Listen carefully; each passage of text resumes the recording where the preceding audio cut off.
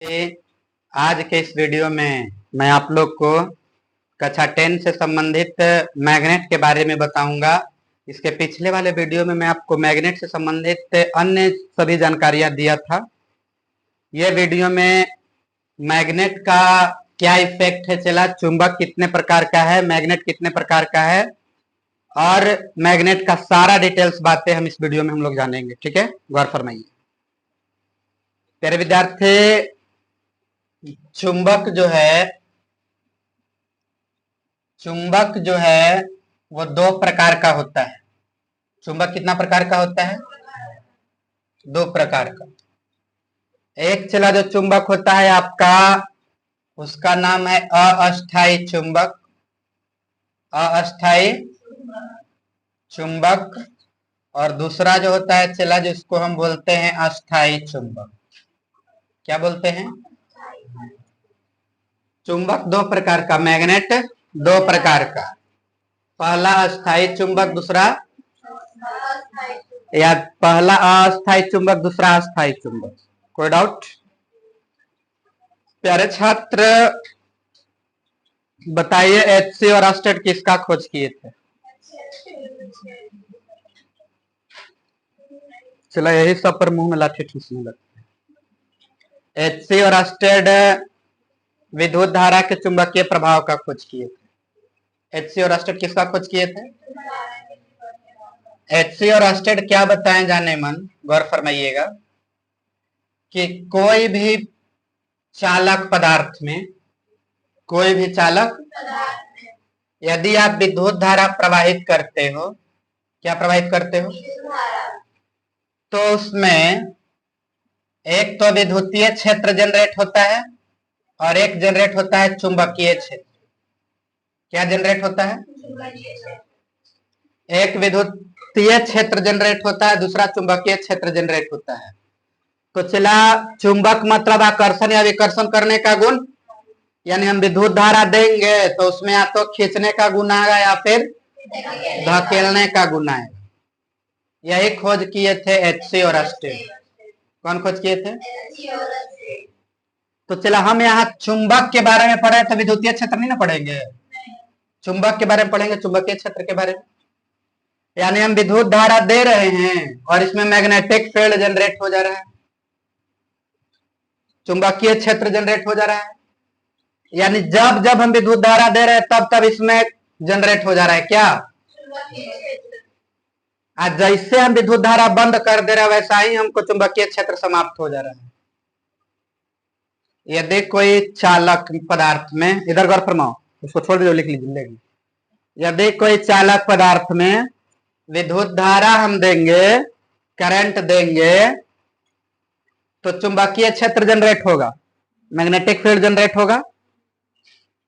और जैसा ही हम विद्युत धारा का प्रवाह बंद कर देंगे, रोक देंगे, विद्युत धारा का प्रवाह रोक देंगे, तो चुंबकीय क्षेत्र क्या हो जाएगा? समाप्त हो जाएगा। तो चला गौर फरमाओ, विद्युत धारा दे रहे थे तो चुंबकीय क्षेत्र जनरेट हो रहा था, अब विद्युत धारा नहीं दे रहे तो चुंबकीय क्षेत्र नहीं बन रहा। तो ये अस्थायी चुंबकीय क्षेत्र हुआ कि अस्थायी? अस्थायी। कौन? करंट दे रहे हैं, विद्युत धारा दे रहे हैं, तब चुंबक बन रहा है।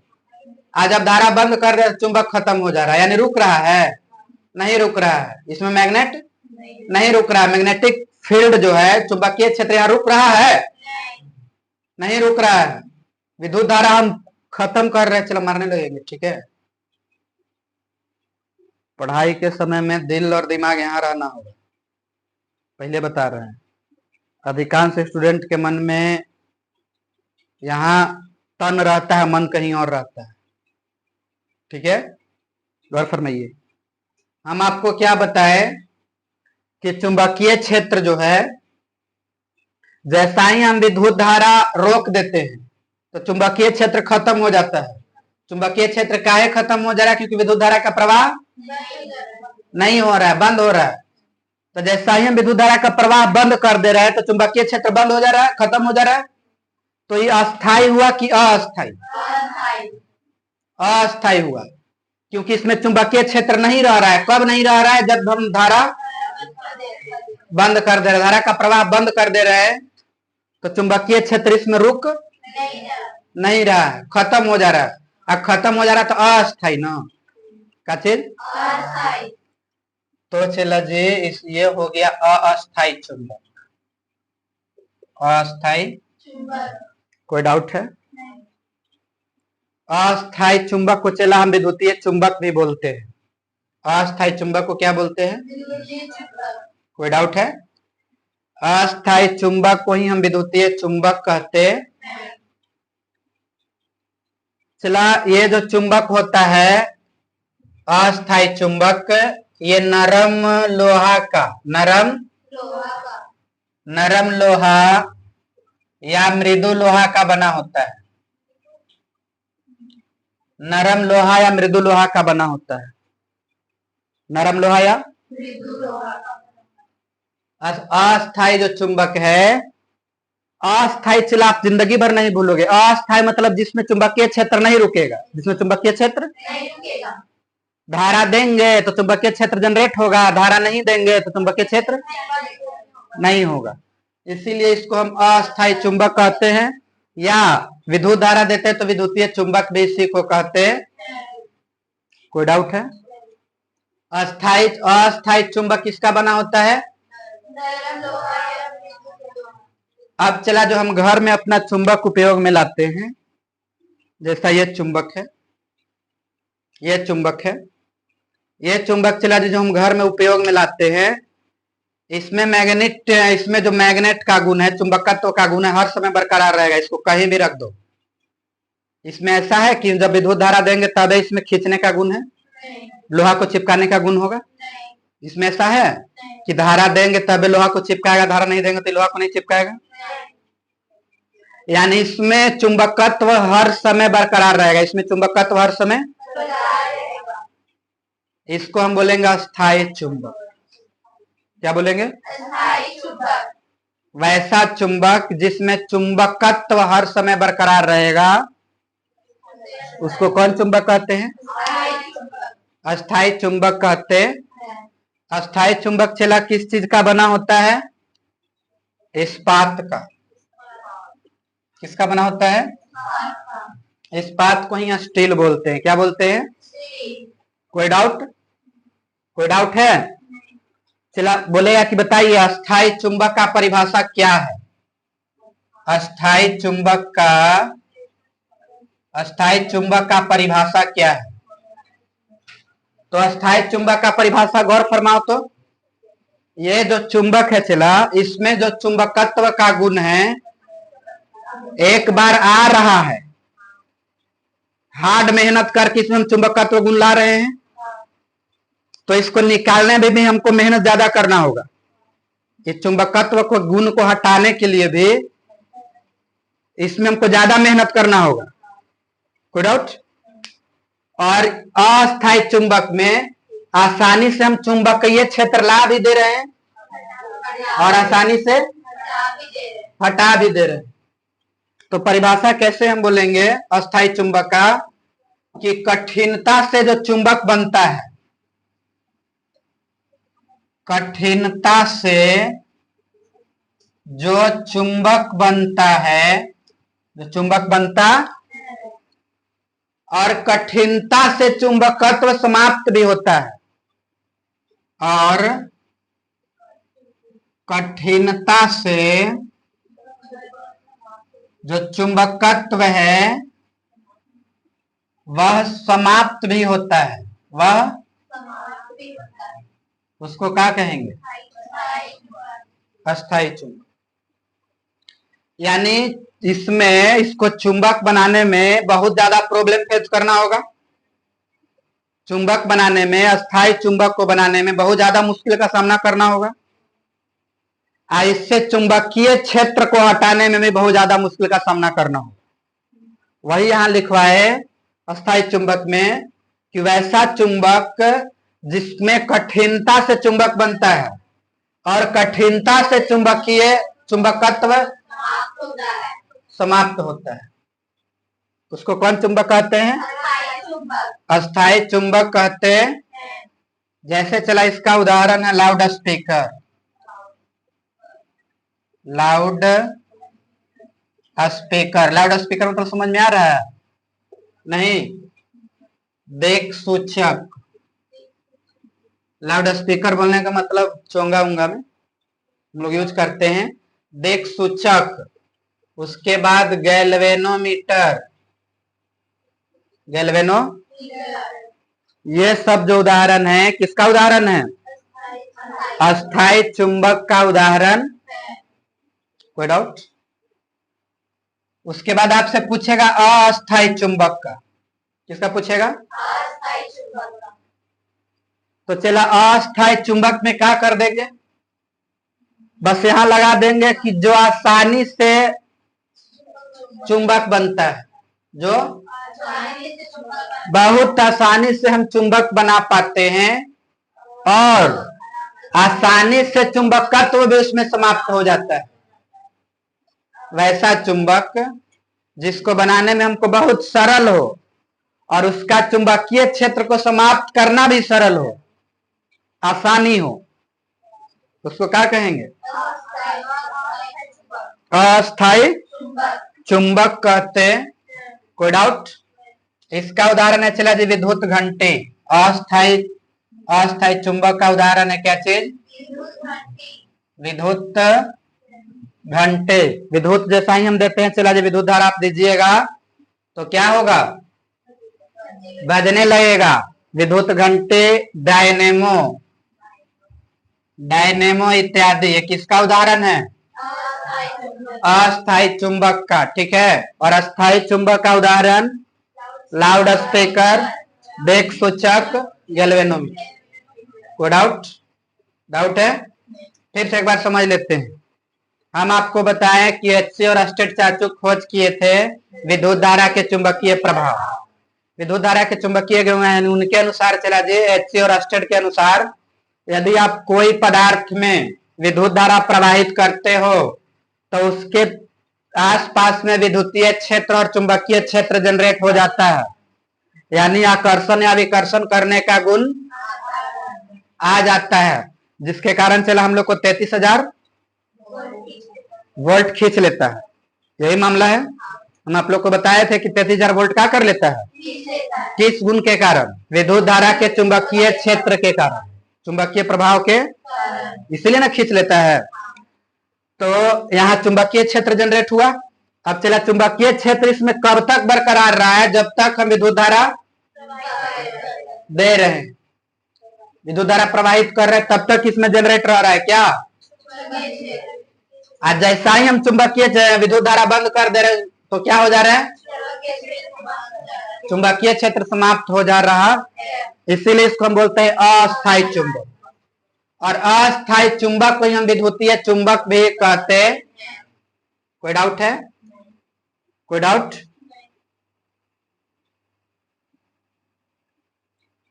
चला अस्थाई चुंबक में जब तक क्वाइल में विद्युत धारा प्रवाहित होते रहेगा, विद्युत घंटी में जब तक विद्युत क्वाइल में धारा प्रवाहित होगा तब तक मैग्नेटिक फील्ड जनरेट होगा, चुंबकीय क्षेत्र जनरेट होगा। और जैसा ही हम विद्युत धारा रोक देंगे वैसा ही क्या हो जाएगा? विद्युतीय क्षेत्र, चुंबकीय क्षेत्र समाप्त हो जाएगा। कोई डाउट है? अब प्यारे छात्र, ये तो बात था चुंबक के प्रकार। अब हम जानेंगे कि चुंबक के लिए कूलॉम का नियम क्या था। हम आपको विद्युत धारा के लिए कूलॉम का नियम बताए थे। हम आपको विद्युत धारा के लिए कूलॉम का नियम बताए थे। ठीक है। अच्छा, अब नहीं आ रहा था गोगो गोगो करो। हम विद्युत धारा के लिए कूलॉम का नियम बताए थे। बोलिए कूलॉम का नियम क्या है?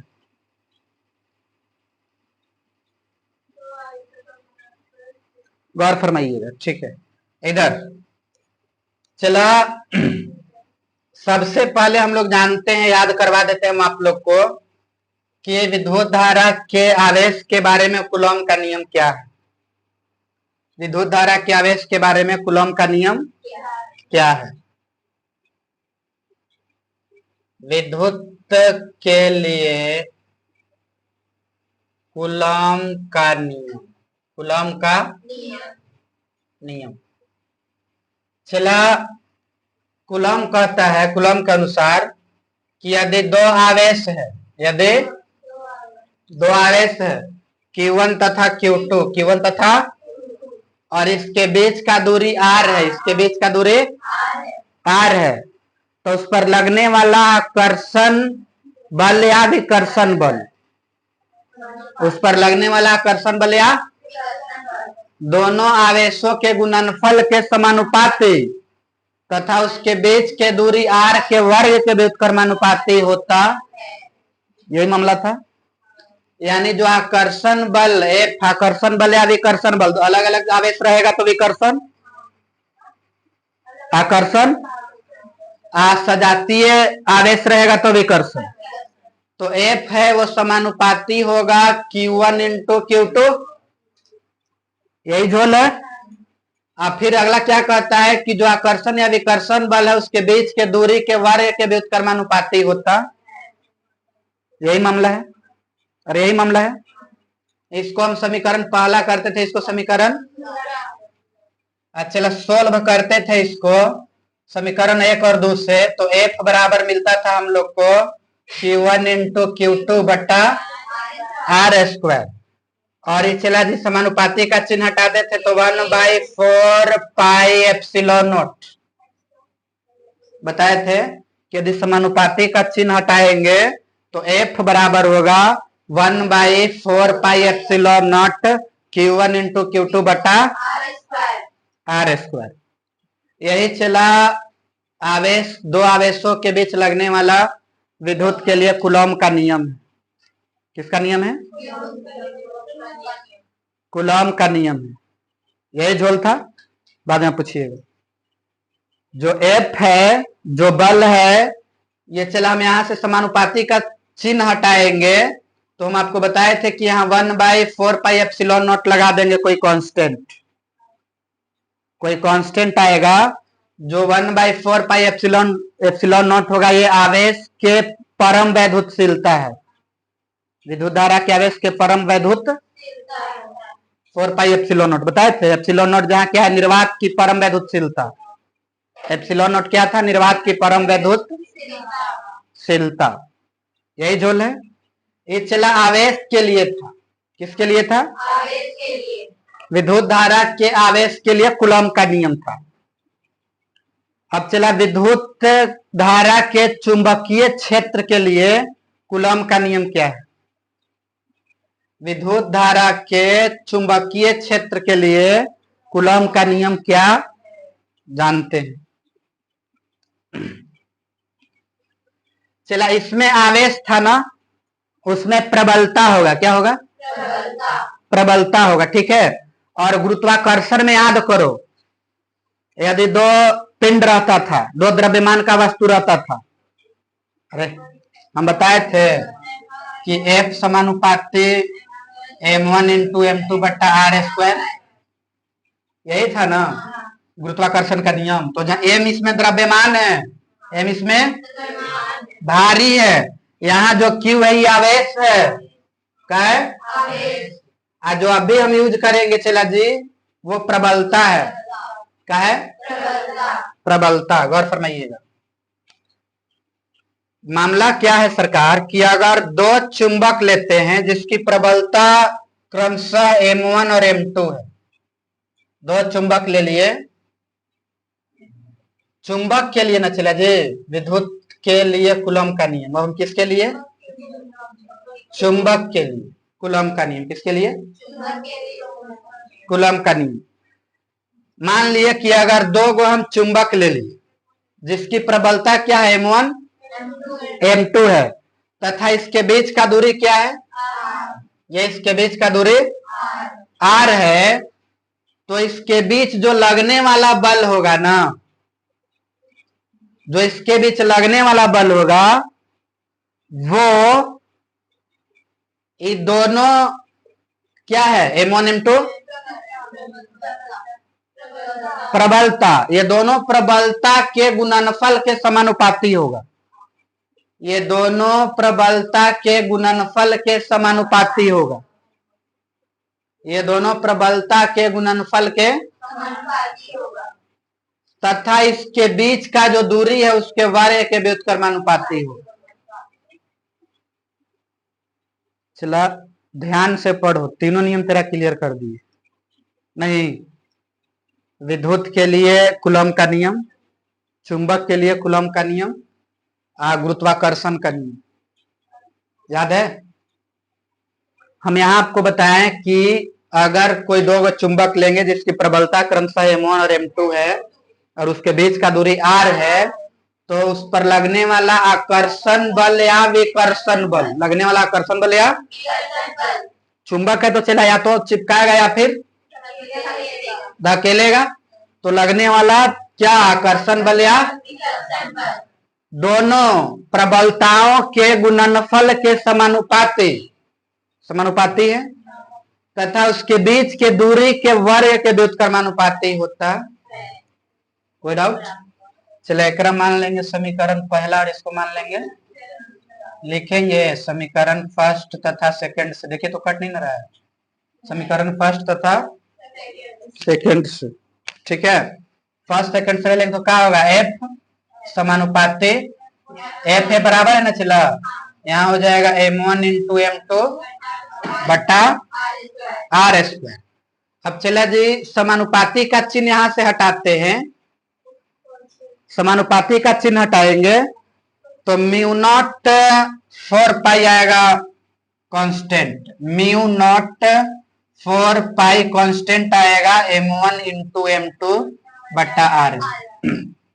कट नहीं ना रहा? देखिए हम आपको बताए कि समानुपाती का चिन्ह हटाएंगे तो म्यू नॉट का चीज म्यू नॉट बट्टा 4 pi into M1 into M2 बटा, यही चला जी का चीज है चुंबक के लिए कूलम का नियम है। यही चुंबक के लिए कूलम का नियम है। ये जो चला यहाँ म्यू नॉट है, ये जो आपको हम बताएं म्यू नॉट है, ये निर्वात में चुंबकशीलता है, परम निर्वात में निर्वात की परम चुंबकशीलता है, चुंबकशीलता। कोई डाउट है? डाउट है चला जी तो पूछिए कि कहीं कोई डाउट है? कोई डाउट है? समझ में आया? एक बार फिर से समझा देते हैं परिभाषा कैसे इसको हम लोग लिखेंगे। यदि दो चुंबक, अगर दो चुंबक जिसकी प्रबलता क्रमशः M1 M2 हो और उसके बीच का दूरी R हो, तो उस पर लगने वाला आकर्षण बल या विकर्षण बल वो दोनों प्रबलताओं के गुणनफल के समानुपाती, वो दोनों प्रबलताओं के गुणनफल के तथा उसके बीच के दूरी के वर्ग के व्युत्क्रमानुपाती, वर्ग मतलब स्क्वायर, तथा उसके बीच दूरी के वर्ग के व्युत्क्रमानुपाती होता। अच्छा इसको सोल्व करेंगे तो ये इक्वेशन आपका आएगा। इसी को हम क्या बोलते हैं? चुंबक के लिए कूलम का। कोई डाउट है? नहीं है? चलो बढ़ते हैं नेक्स्ट टॉपिक की ओर। अगला मामला क्या है सरकार कि हम आपको कल बताए थे कि कोई चुंबक है, यदि उसको हम रस्सी से बांध करके लटका देते हैं, इसको हम रस्सी से बांध करके लटका देते हैं, नेक्स्ट पिछले वाले वीडियो में आपको बताया था, तो ये हमारा हैंड उत्तर की ओर दिखाता और ये तो ई जो है चुंबक में यहां पर रहता है दक्षिणी ध्रुव और यहां पर उत्तरी ध्रुव, इधर रहता है दक्षिणी ध्रुव, इधर। अब चला चुंबक को आप कहीं से घुमा करके आप इसे घुमा दीजिएगा रस्सी से बांध करके, तो जो उत्तरी ध्रुव होगा ना वो घूम करके इधर आ जाएगा। ये दक्षिणी जो ध्रुव होगा यदि इधर रहेगा, तो यदि दिशा उत्तर की ओर रहेगा, इधर उत्तर रहेगा, तो ये दक्षिणी ध्रुव घूम करके इधर आ जाएगा उत्तर की ओर। ये दक्षिण ध्रुव किधर आ जाएगा, इसको आप कैसे हूं लटका दीजिएगा चुंबक को, ये घूम करके किधर आ जाएगा। बोलिए ऐसा क्या बात है सरकार। आखिर ये जो दक्षिणी ध्रुव है वो उत्तर की ओर क्यों आ जा रहा है, क्या झोल है, उत्तर दिशा की ओर क्यों आ जा रहा है। तो चला इधर हम कर रहे हैं तो ये धीरे धीरे घूम करके इधर हो जा रहा है, यानी इधर कहीं ना कहीं मैग्नेट है, इधर कहीं ना कहीं चुंबक है, जो ये चुंबक के पावर को इधर खींच ले रहा है। इसको हम इधर कर रहे हैं तो ये इधर घूम जा रहा है, घूम जा रहा है, रीजन क्या, आकर्षण हो जा रहा है, इधर घूम जा रहा है, चिपक जा रहा है, इधर इधर चिपक रहा है ना, ये इधर है आपका दक्षिणी ध्रुव। यदि मान के चलो हम दक्षिण ध्रुव को बांध करके हम इधर से लटकाते हैं, लेकिन ये गोल घूम करके इधर आ जा रहा है दक्षिणी ध्रुव, यानी ये दक्षिणी ध्रुव इधर क्यों हो जा रहा है, क्योंकि इधर चुंबक है, और चुंबक है तो इधर कौन सा पोल होगा, उत्तरी पोल होगा, तभी ना दोनों अलग अलग जाते हैं तो इधर घूम जा रहा है। कोई डाउट है।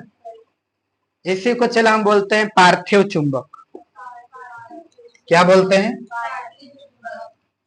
पार्थिव चुंबक। चलिए जी, पार्थिव चुंबक क्या है, पार्थिव चुंबक क्या है। तो चला अपने आप यदि हम चुंबक को लटकाते हैं बांध करके, तो जो दक्षिणी ध्रुव है उत्तर दिशा की ओर आकर्षित होने लगता है, क्या होने लगता है, और जो उत्तरी ध्रुव है दक्षिण दिशा की ओर आकर्षित होने लगता है। इसको हम क्या कहते हैं, पार्थिव चुंबक। क्या कहते हैं, कोई डाउट है। अब प्यारे छात्र हम लोग सोचिए तो आखिर इधर कोई चुंबक है तभी इधर घूम जा रहा है, तो इधर कौन चुंबक है, तो देखा गया चला जी, तो बोला गया कि पृथ्वी एक प्रकार का चुंबक है। पृथ्वी जो है एक प्रकार का क्या है, मैग्नेट।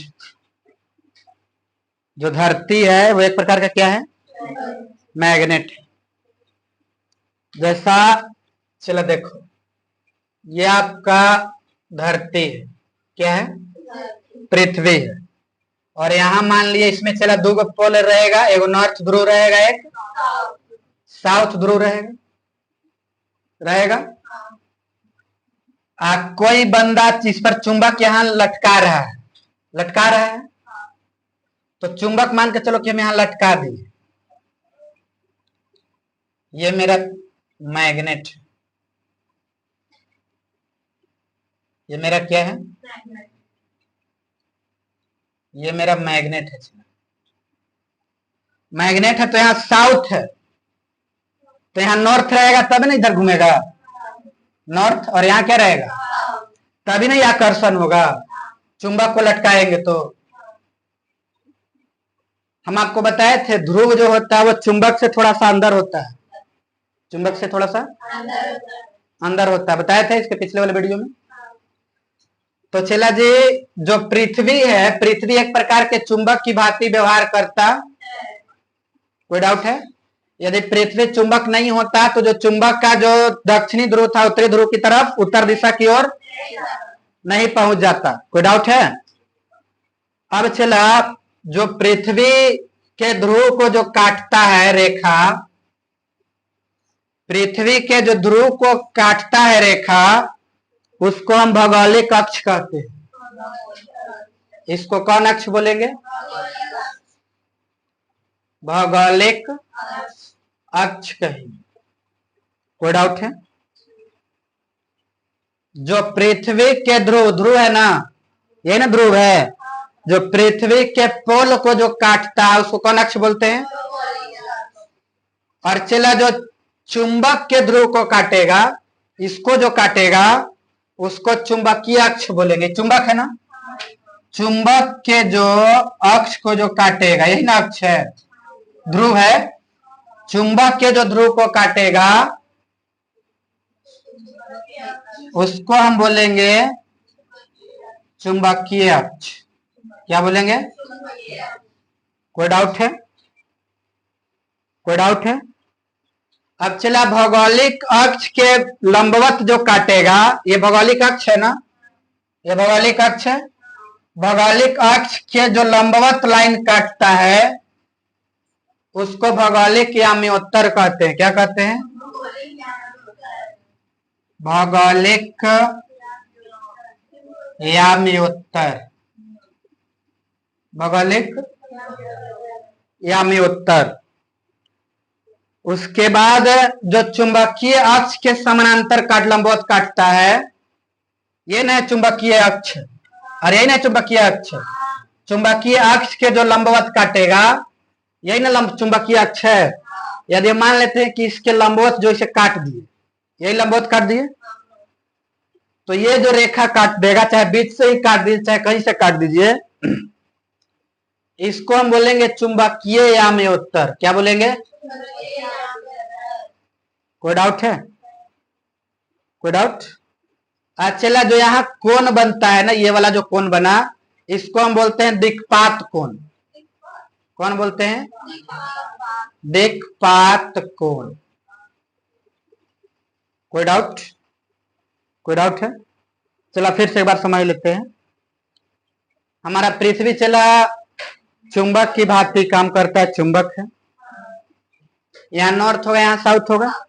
ये मैग्नेट यदि हम यहाँ रखेंगे, चुंबक रखेंगे, तो चला चुंबक जो है ना वो पृथ्वी के पास चिपकता है ना, यदि तो हल्का सा ऊपर की ओर उठल रहता है, हल्का सा झुकल रहता है।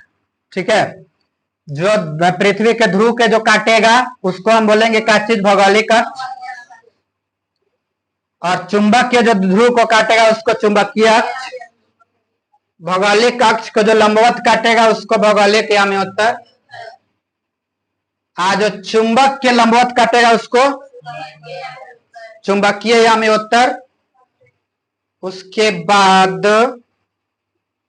चला जी, चुंबक के जो लंबवत काटा उसको क्या बोलेंगे? अब छात्र, इसका व्यास होता है पृथ्वी के चुंबक का आकार। पृथ्वी के चुंबक का चुंबकत्व का कुछ आकार होगा। पृथ्वी बहुत बड़ा ना, तो इसका आकार होगा जो बहुत विशाल है, बहुत विशाल है, बहुत ज्यादा है। यानी पृथ्वी का जितना व्यास है उसका 1/5 भाग है जो इसका चुंबकत्व है। पृथ्वी के व्यास का, पृथ्वी के जो चुंबक का आकार है वो पृथ्वी के व्यास का 1/5वां भाग है। 1/5वां भाग है। जितना बड़ा पृथ्वी का व्यास है उसका 1/5वां भाग इसका पृथ्वी के चुंबकीय आकार है, चुंबकत्व का आकार है। कोई डाउट? कोई डाउट है? फिर विद्यार्थी, मैं आपको जो बताया मुझे उम्मीद है कि आपको समझ में आई होगी। यदि आपको समझ में नहीं आ रहा है, नहीं आया होगा, तो आप कमेंट कीजिए, मैं आपको उसका रिप्लाई जरूर दूंगा। मिलते हैं नेक्स्ट वीडियो में। आज के इतना ही। Thank you, love you.